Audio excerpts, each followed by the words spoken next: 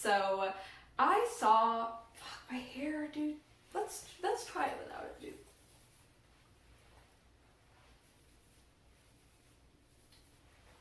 Get the fuck over there. How's it going, everyone? Welcome back to my channel. So in this week's video, I was commissioned to make one of my favorite slasher movie villains of all time, Chucky.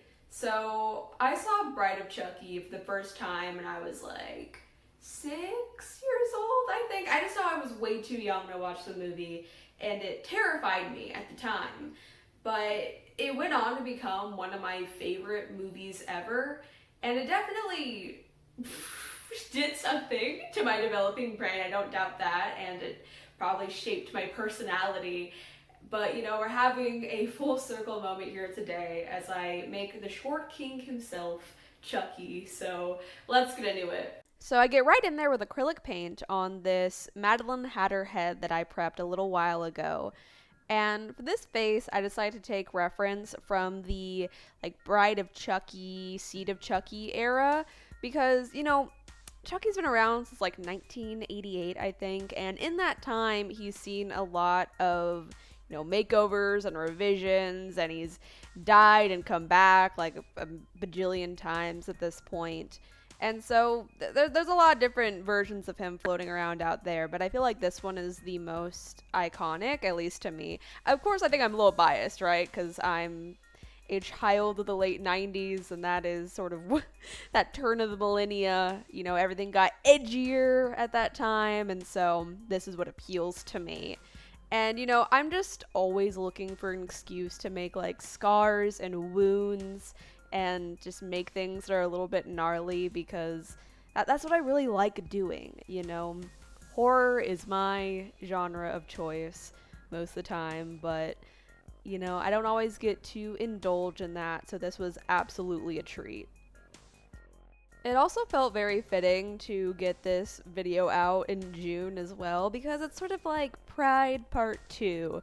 Because, for those of you who don't know, Don Mancini, the creator of Chucky, is gay. And since the late 90s, starting with The Bride of Chucky, he's sort of made a point to include sort of LGBT elements in his films.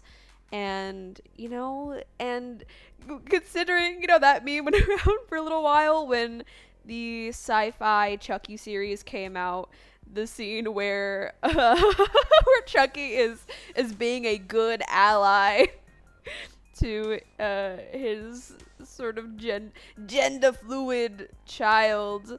And so, you know, Father's Day just passed, it's Pride Month, and so the ultimate ally dad seemed so appropriate to make this time of year.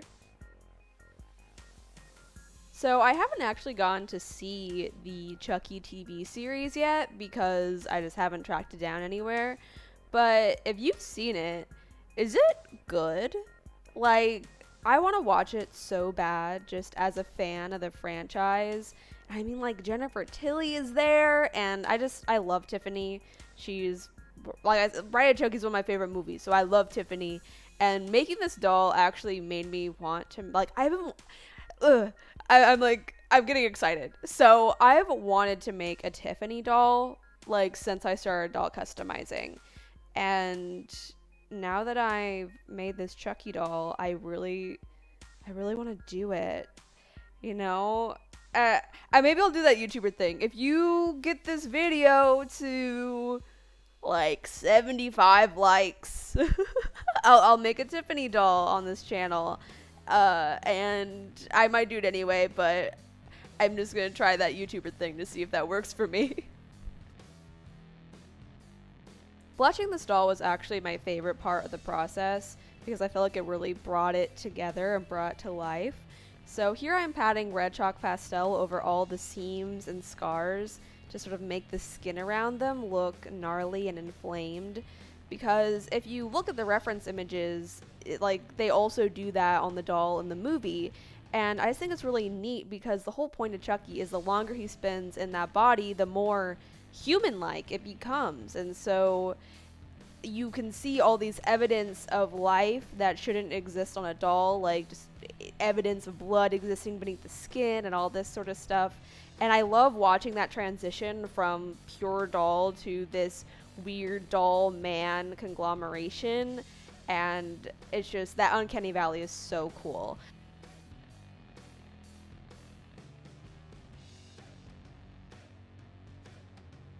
Now we can start her outfit. So I'm just tracing her body on this sheet of newspaper and drawing the shape of the garment I want on top of it. This is just a simple tank top, and for my pattern pieces I always like to cut them down the middle, that way I can mirror them when I go to trace it onto the fabric and ensure that they are symmetrical on both sides.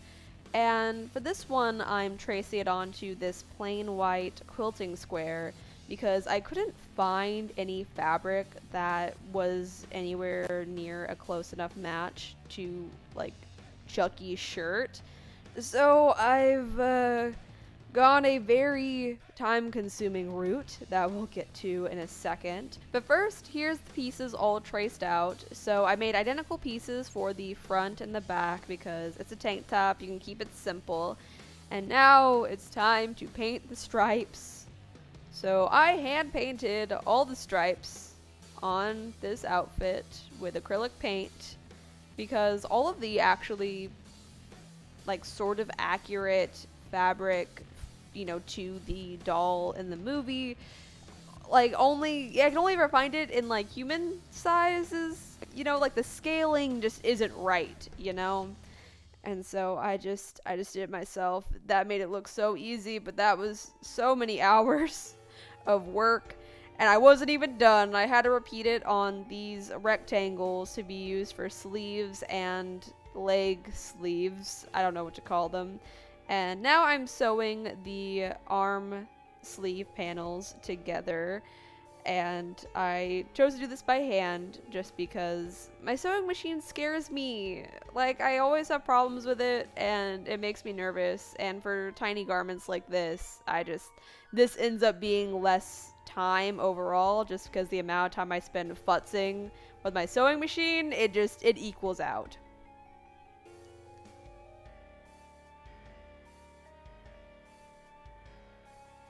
Oh gosh. And now it's time to flip it inside out. So because I painted this, it has sort of a texture to it, so it doesn't want to it fought with me the whole way. I had to use these tweezers and it was so stiff, and this is the second one I did, right? The first one didn't go nearly this badly, but the second I start recording it, it was an absolute nightmare. Which, you know, for a horror themed project, maybe it's fitting. No, no!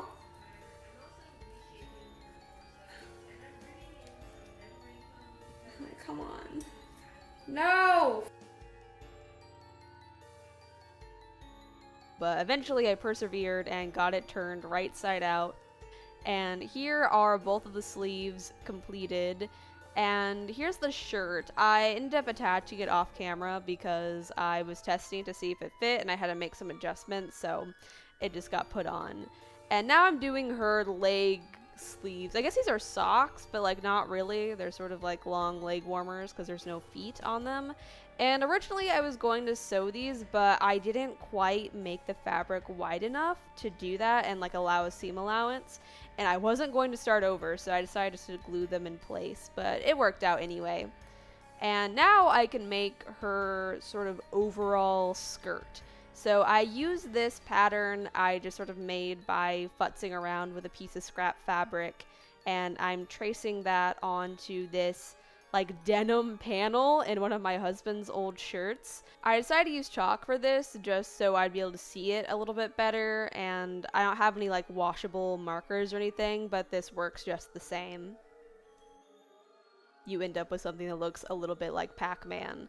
But once the skirt's cut out, I sort of marked out where I want the chest flap portion of the overalls to go, and I just sort of use that as a guide to make the little square piece.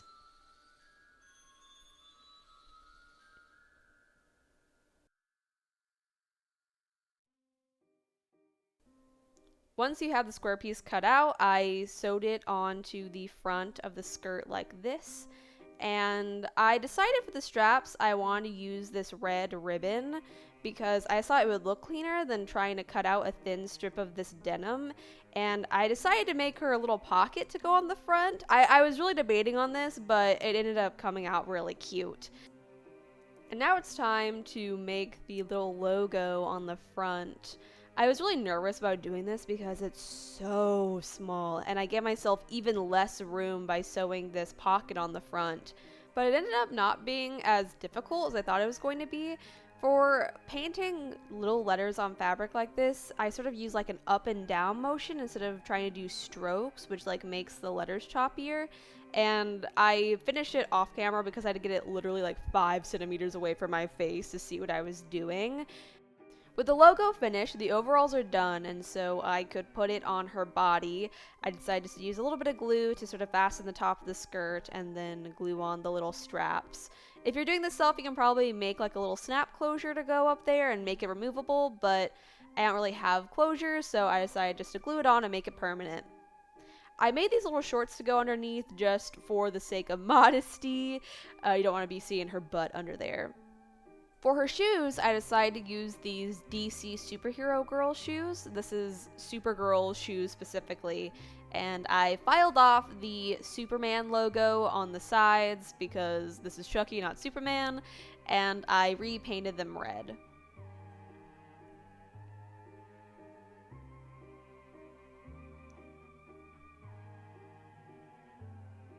Once they were completely red, I decided to go over the lace details with white and the little metal hole bits with gold, and I made these little shoelaces out of yarn and attached them to the tops.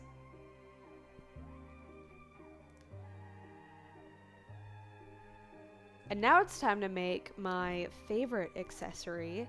It wouldn't be Chucky without a potential murder weapon. And so here I'm showing you my method for making doll knives, which is kind of funny that I have a method for that. I've done this several times now.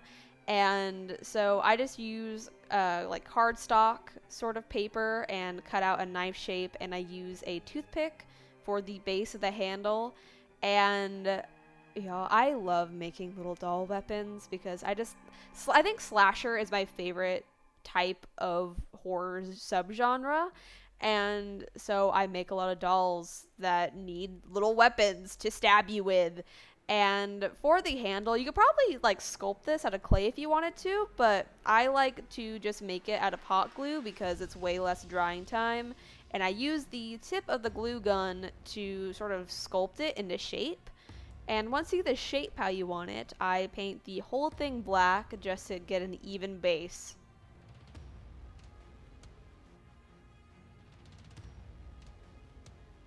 Once a couple of coats of black have dried, I go over the blade portion of the knife with metallic silver to make it look like a blade.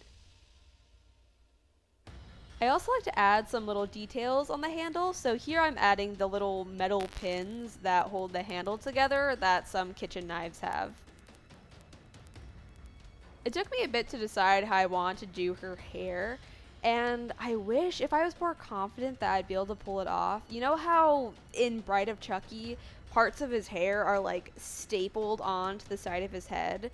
If I could figure out how to do that, I think that would have been so cool, but with the sort of, you know how you can see like the root holes for where her old hair used to be? I feel like if I try to do that, you'd still be able to see those, and I'm not really sure how I could have fixed it. So maybe if I ever do Chucky again, I'll try to do the little staple bits. In the end, I decided to keep her hair pretty simple and just sweep it back away from her face, and now I'm trimming it shorter with an eyebrow razor. While I'm styling her hair, I'll take this time to say, hey, if you watched this far and you liked this video, consider subscribing. I put out new videos every Tuesday, and I have a few more creepy things on the docket. I'm sure if you liked this one, you'll like those as well. I also have a store. The link to that is in the description if you want to buy anything that I've made. There's dolls in there, there's paintings in there, a bunch of fun stuff. You can own my things, and they'll be in your house. If you want something specific, you can DM me on Instagram or Depop and inquire about commissions. That's what this video is. And hey, it might be you watching me make a thing that you wanted me to make. Now that her hair is finished, I can finally reunite her head with her body and see what she looks like all together. Though at this point she is still missing some body parts, which for Chucky seems pretty fitting, but now I'm reattaching her hands after painting them to match her skin color. But Chucky without a knife is basically still missing an appendage, so let's fix that, shall we?